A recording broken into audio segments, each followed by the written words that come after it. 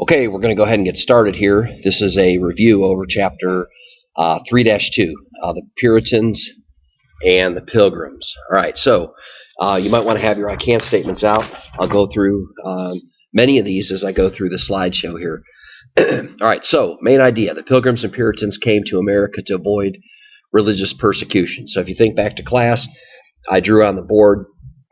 We had different stages of the Christian church. You had the Catholic Church, right around 33 AD. You had the Eastern Russian Orthodox Church around 1000 AD, and then the Protestant Church in the 1500s. And from the 1500s, you're going to have a number of different Christian denominations. It could be Anglican, it could be Baptist, Episcopalian, Brethren, Quaker.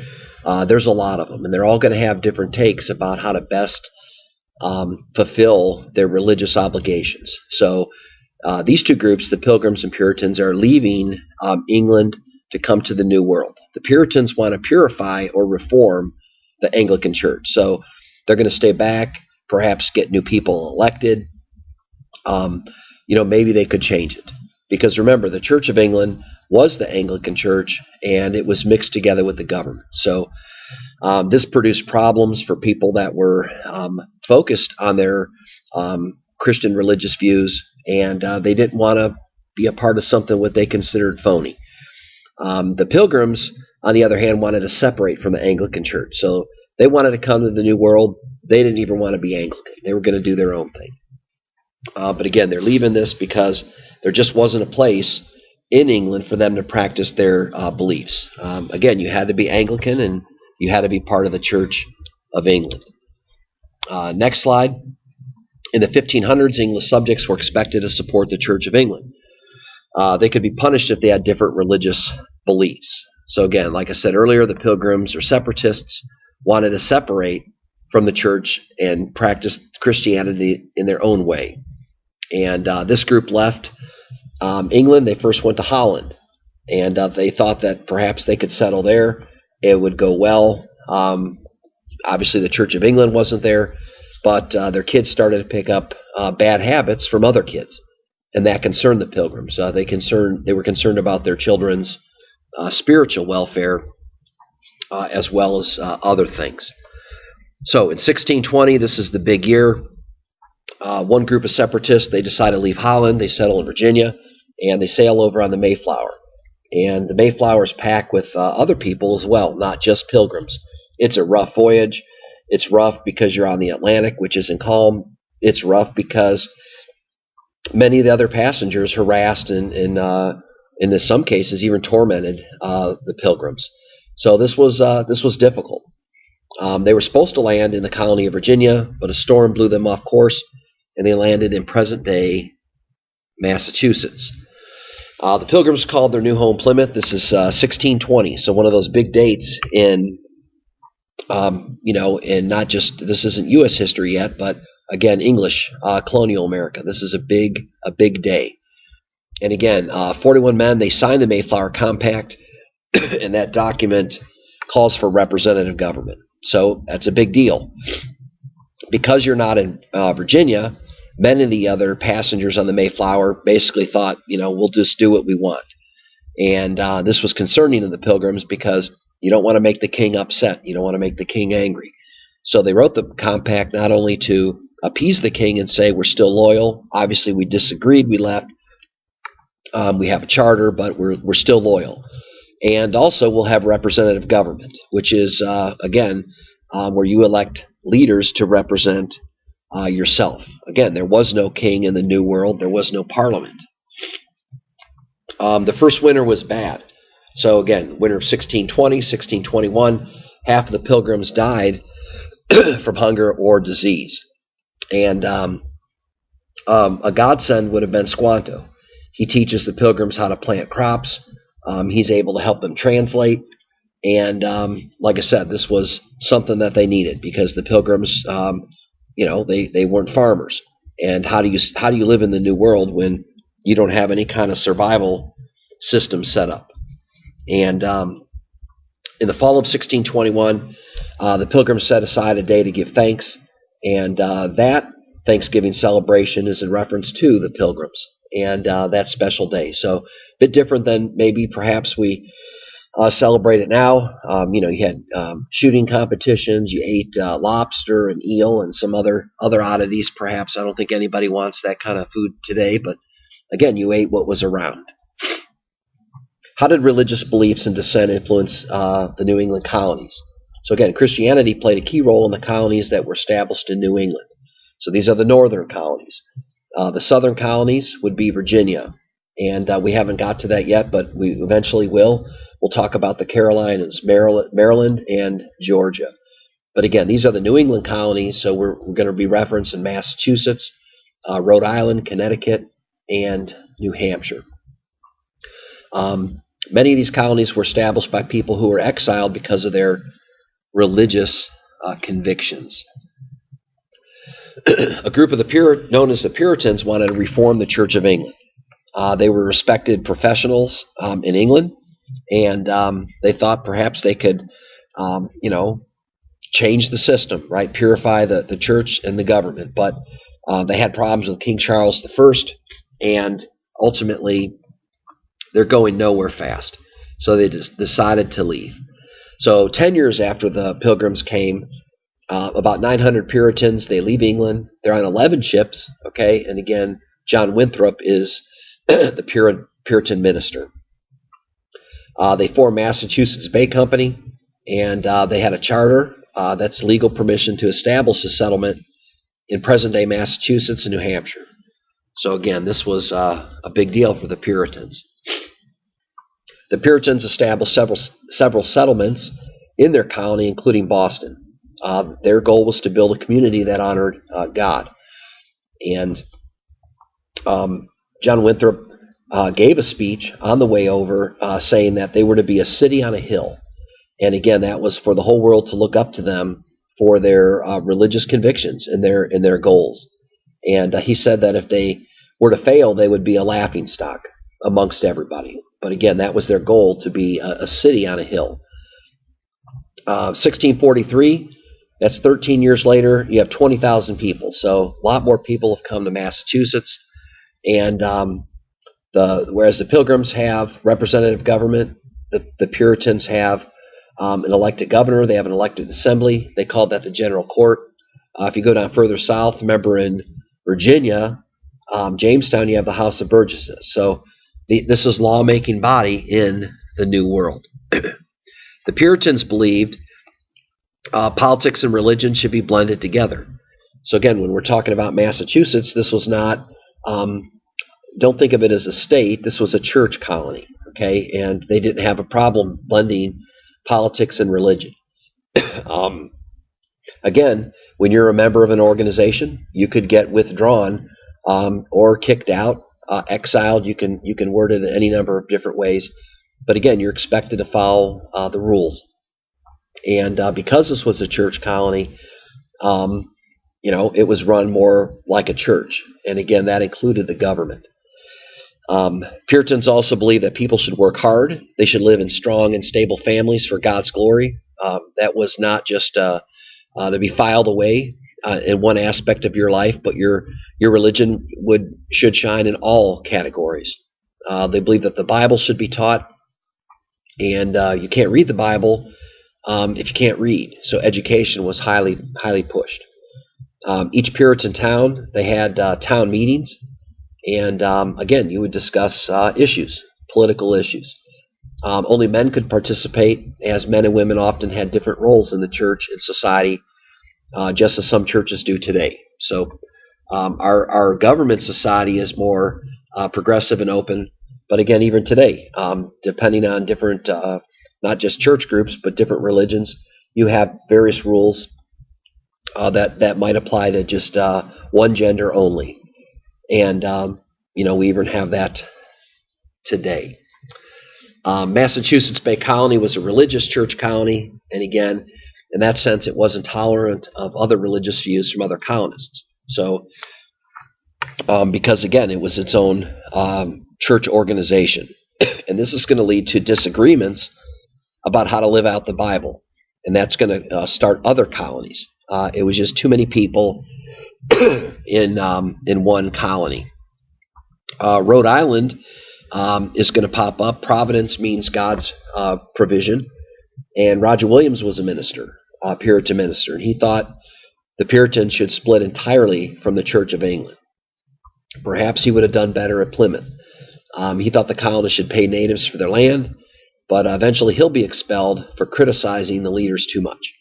And remember, this is, nowadays we think of free speech, but this is a church colony. And just as if you went somewhere today to worship and you continually complain and criticize, eventually somebody's probably going to ask you to move on. In this case, though, the problem is where else do you go? You're very limited to where else you could go and live out your beliefs. Williams does move to Rhode Island. He purchases land for some natives, and then he'll found Providence. And John Winthrop had warned Williams that he would be arrested. He kind of gave him a heads up, and Williams took off, and he was never taken back to England. A charter was given for Rhode Island later, and that made Rhode Island an official colony. All were welcome. This is more of a modern state. It was not an established church like Massachusetts Bay, and you wouldn't have been forced to join. And you even had other people of not just different church denominations, but different religions. Remember, there's a difference between a church denomination that could be Quaker and Brethren and Anglican versus a religion. A different religion would be Christian or Jewish. Anne Hutchinson was a Boston resident. She also questioned some of the Puritan teaching. So she's going to be expelled from Massachusetts as well. She had been teaching some Bible studies. Men were present, and the leaders didn't feel that was what was best according to the Bible. So like Williams, she's going to be expelled as well. And she'll establish a settlement that is part of Rhode Island today. And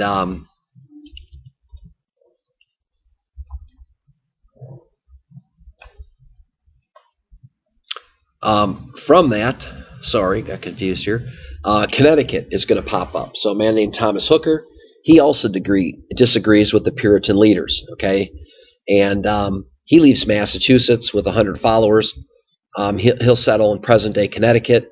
They'll found the town of Hartford, and the Fundamental Orders of Connecticut will be written. So some call this our first written constitution in the New World. And hundreds of people followed him, and that colony would eventually become self-governing.